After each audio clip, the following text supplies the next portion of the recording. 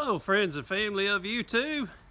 Well, today I want to talk to you about how to buy an RV. Yep, that's right, how to purchase one. Now, if you've never watched my channel before, what I want to tell you is I do not work for the company that makes these RVs, and I do not work for anyone that sells them. So I am out here just shooting these videos and telling you my thoughts on them. To be honest with you, I make about $6 to $8 per video from YouTube. So I just do this kind of as a passion and a pastime. So I don't have anything in this, but I'm going to give you my honest opinion on the best way to buy an RV. So here we go. Now you can tell that there are lots of different sizes of trailers that you can get. So probably the first thing you need to look at is look at your tow vehicle that you plan on pulling your trailer with and see what the tow capacity is on that particular vehicle. Now the best way to do this is when you find out what the tow capacity is, and you can probably go to Google and put in the numbers of your particular vehicle, what year it is, what model, etc. And when it tells you what that tow capacity is, let's say that it says that it's 10,000 pounds. Take that number 10,000 and multiply that number times 0.8. And that will give you 80% of what the tow capacity is for your particular vehicle. And now you're wondering, well, why would I want something just 80%? Well, the reason is you still have to put human bodies in your vehicle that you're going to pull with. You still have to put gas in your vehicle. You still got to put your generator and a few other items in there as well. So the tow capacity, this is just a good way to get an idea of how big of a trailer you can pull. I would not want to pull something that was 100% of my tow capacity. Reason is it's not safe, and it's going to wear down your vehicle that much quicker. Alright, well, the next thing that I would concern myself with is how many people do I think are really going to be going with me camping on a regular basis. Not just once in a while. I do not want to buy an RV based on just the fact that, hey, if I had grandkids, they might come with me once in a while, or if I have kids of my own that they might come. I want to be realistic and really base my purchase on who and what is going to be involved with my my traveling experience. And another thing you probably really need to consider is, are you going to be camping out in the wilderness, or are you going to go to a campground and be plugged in at a campground? It's a huge difference. So trust me, that is something you really need to factor in, because I'm telling you, it's a huge difference between being camped out in the middle of nowhere and being plugged in at a campground. Okay, now earlier I talked about it's really important to decide what you're going to do. Are you going to be staying in a campground, or are you going to be staying out in the wilderness? And here is what really matters. Your freshwater capacity, your gray water capacity, and your black water capacity. You can see that these are mostly 58 gallons of fresh and 30 gallon of each black and gray. Now, why is that important? Well, if you're staying at a campground, that's not important, because generally you're going to be plugged in and you can use all the water you want to, or flush your toilet as much as you want to. But if you're going to be out in the wilderness and out in the middle of nowhere, that is really going to be a factor you need to consider. Now, another thing you need to consider is, will you be pulling over on the side of the road, taking a nap, or maybe sleeping overnight in a Walmart parking lot on your way for a long trip? If so, this particular RV here has a slide out. And what you will notice is, with this slide pulled inward, you cannot get to the bathroom back here. You can also not reach the back bedroom as well. So to me, that is a very important feature to keep in mind. And also, you want to be able to get to your kitchen as far as your refrigerator, and you know, just be able to take care of a few few things if you were to pull over on the side of the road, that you would not be to a point that you couldn't make a sandwich, take a nap, or go to the bathroom. So always keep that in mind if that seems to be a factor that might impede what you're wanting to do on your trip. So once you discover what you're going to be doing as far as how many people are going to be going with you, now you can decide what layout works best for you. You can see that there are many different layout patterns that you can choose from. So if you look at this particular layout here, and then look at this layout right here, they are exactly the same with a few minor details. So let's show you this again. You got this one here, and you got this one here. Now, these are two different companies. One of these is Salem, and one of these is Flagstaff. And for the simple fact that one of these has a different exterior, or maybe a few different bells and whistles, you could end up spending anywhere from $1,000 all the way up to $10,000 or $12,000 difference, even though you are getting the exact same layout. I'm not necessarily saying that would be the case with these two manufacturers, but I'm saying that you can find the same layout made by just about every manufacturer there is, but there will be a huge sway in the cost between those. So that's why you need to find the layout that you want and go from there. Okay, now what I want to talk to you about is a huge difference in price. Let's imagine, for instance, and we are imagining because these are not the same, but let's imagine that these two particular RVs right here had the same layout. Now these would cost substantially different from each other, and here's how you can tell and why. This has what's called an aluminum siding. See how it's got a ridge shape to it? That is aluminum siding. Now, these are more of your lower end budget models, whereas to this particular model, you can tell that it has more of a slick fiberglass type exterior, and that is going to be a lot more expensive. It is nicer in a lot of ways, as in you do have a cleanup on it. For some people seems to be easier. Sometimes aerodynamics play a factor, but I'm going to tell you that if you have a rock fly up or you hit a tree limb, it's going to be a lot more expensive to repair this siding of fiberglass repair, or a Asdale siding as some of it's called, versus if you was to have a damage on some of this exterior of an aluminum siding. Because on this aluminum siding, you would just remove a panel, you put a new panel in, and you're ready to go.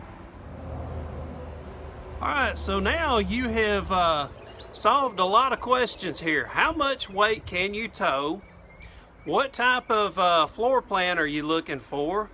What type of exterior are you looking for? So now you've got a lot of things narrowed down, and that's going to help you decide what you want to go with. So now what I would suggest is looking for the dealership that you want to deal with. Well, the best way to do that is to check your, you can go to Google, you can put in your state, the name of your state, and then put RV. And generally that will bring you up a map, and that map will show you all the local dealerships within your state. Now I'm going to tell you something. Once you do that, you can also read the reviews and see what buyers have had to say about a specific dealership. I'm going to tell you something, they're a lot like car dealerships. You can find good ones and you can find bad ones. So I highly suggest reading what others have had to say about a specific dealership. And once you find that specific dealership, now you've got something to start with. But I'm going to tell you, my favorite thing to promote out there is if you are planning on traveling, that's the whole premise in you finding an RV. Hey, don't be shy. Go out there and look 600-mile radius trying to find what you're looking for. Don't just stay close to home. The whole purpose in getting this thing is to travel. Well, you shouldn't mind traveling a little bit to go buy it, especially if you can save a lot of money.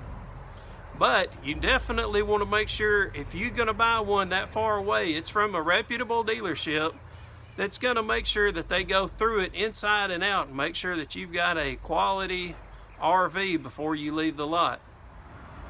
Well, there's a couple of things I'd like to talk to you about as far as it goes with dealerships and the difference between dealerships. I personally like to stay with a small home-owned and operated business. I know that they're going to take care of me a lot better than a big corporate business. And I'm going to tell you, there is a large corporation that sells trailers, and they are the biggest one in the world, and I would stay far away from them. That's just me, but I'm going to tell you, a lot of companies will charge you to show you what you just purchased. And to me, I do not like the taste of that. I do not like to pay money for being shown what I just bought. And I'll give you an example. After you buy the trailer, the camper, RV, whatever you want to call it, they will take you into your particular unit and they will say, okay, we're going to show you how to operate this stove. So what you do is you lift this back, get it out of the way, you turn this knob, etc., etc. And this is how you light the pilot light on there. They will show you that. And they will also show you how to operate the refrigerator and how to make it work on propane or how to make it work on electricity or battery, etc. But as they do this, they are charging you. So yes, you can pay $15,000, $25,000, $50,000, and you will have to pay for them to show you what you just purchased. And if you're new to the RV industry, you're probably laughing right now, because I'm sure you've never went to a car dealership, bought a car, and them show you around in the car and say, by the way, we're going to charge you $150 or $1,000 to show you what you just bought. But it does happen in the RV industry. Happens every day. So again, going back to why you need to read Google reviews and Yelp and a few others, is you can read and see what these dealerships are doing as far as hidden fees and that sort of thing. Because if you're like me, hey, I don't like surprises, especially when I'm spending a lot of money. And the internet is your best friend. The internet is going to show you what these particular models, the one that you have chosen, it's going to show you what they're going for nationwide. You can see what everybody else is selling them for, and you can call around and say, hey, will y'all price match and that sort of thing. And that helps you out, helps you negotiate. It's awesome that you've got somebody on your team, and that somebody is the internet. It is the World Wide Web. So use it to your advantage. Find out what the best price is. And hey, if they tell you, well, you know, we'll price match within 100 miles, tell them you're willing to drive 600 miles, 1,000 miles, whatever it is.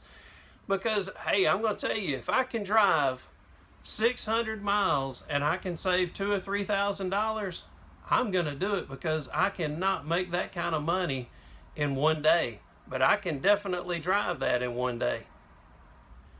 And a lot of dealerships make some of their cut by you financing with their particular company.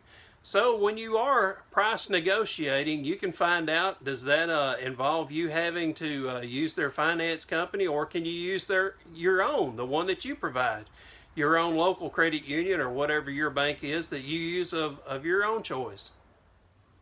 And the most important thing I will tell you before you settle on anything, join every web forum you can out there and read about the particular unit you chose. Hey, it might be beautiful and it might have some nice bells and whistles in it, but it might be a lemon. And the best way to find out is to join a web forum, and you can read from purchasers like myself. When I bought my RV, I went onto a web forum and I got to read what other people had said about the particular unit, And I also went on there myself and I gave reviews of it as well. And I did that the first year I had it, and I went back 5 years later and did the same thing. Told what it was like after I'd had it for 5 years. And as I said earlier, you could take an aluminum sided RV or you could take one with a fiberglass siding RV, and it can be a huge difference in price. But what you want to keep in mind, some of those little bells and whistles in there might be costing you $8,000 or $10,000. So you need to ask yourself, is it really worth it to justify paying that extra price for those bells and whistles? Because as soon as either one of these pulls off of the lot, you're going to lose 25% in value. That's an estimate of mine. That's not a fact. It may be a fact, but that's my estimate. You're going to lose about 25% value as soon as it pulls off the lot. And another thing that not many people talk about in this industry is insurance. You're going to have to get full coverage insurance if you are financing it. So basically, for every 10 grand of a RV, you're going to be paying $100 per year on full coverage. Folks, I know I could have shot a video that would last 3 hours long and still not told everything you probably need to know. But I hope that this video gave you some of the meat and potatoes of what you are needing to know, at least to help you get started in your search. And I'm sure there's a lot of comments down below that should help you out as well. And hey, you leave a comment as well. Let me know what you need help with in your search, in your journey, and maybe I can help you, or maybe somebody else can answer your question down in the comments too. Folks, I appreciate y'all spending some time with me today. Hey, if you would, hit the like and subscribe, and I got a lot of videos out there to show you of different RVs.